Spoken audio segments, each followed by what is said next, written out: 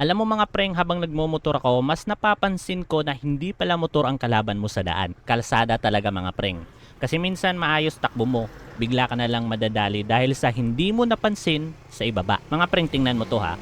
Mukhang okay yung semento, di ba? May alikabok sa ibabaw. Pag nagminor ka dito, ramdam mo agad yung dulas. At dito maraming nadadali na rider na kampante. Mga pring, napansin ko din, mali pala na sa harap lang ako tumitingin. Dati. Ngayon, ang tinitingnan ko, yung medyo may kalayuan na. Mga ilang segundo sa unahan. Kasi doon mo makikita kung may lubak o buhangin bago ka pa makarating. Isa pa to mga pring, kulay ng kalsada. Pag may part na mas maitim, kadalasan basa o may langis. Pag maputi, madalas buhangin. Dati di ko to pinapansin mga preng.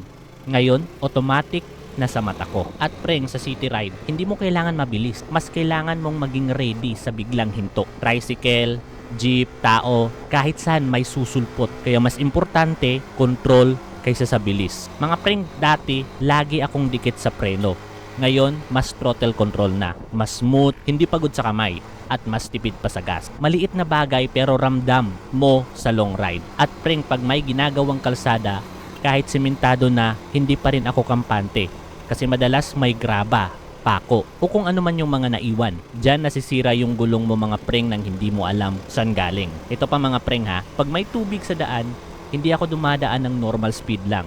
Kasi hindi mo alam kung tubig lang ba yan o may halo ng langis o potik. Delikado yan pag nag-brake ka. At preng, napansin mo ba na mas nakakapagod ang maikling biyahe sa city kaysa sa long ride? Di ba mga preng? Kasi sa city mga preng, utak mo yung pagod. Basa ka ng basa ng paligid at kalsada. Nakakapagod talaga yun mga preng. Kaya mga preng, maraming nadadali sa pamilyar na daan. Kasi kampante na. Hindi na nag-o-observe. At doon mga preng nangyayari yung semplang na hindi mo maipaliwanag. At na-experience ko talaga yan mga preng. Magugulat ka na lang talaga. Kasi kahit master mo na yung daan, alam mo na yung daan, dapat aware ka pa rin. Kaya mga preng, simula nun, mas naging observant ako sa kalsada. Mas naging relax ang ride ko. Hindi dahil gumaling akong magmotor, kundi dahil mas natuto akong tumingin sa ibaba. Kasi mga preng, minsan akala natin sa bilis at galing yan. Pero yung totoo mga preng, nasa pag-observe talaga yan. Yung marunong ka magbasa ng dinadaanan mo. Kaya mga preng, habang nagmomotor ka, huwag mo lang patakbuhin yung motor.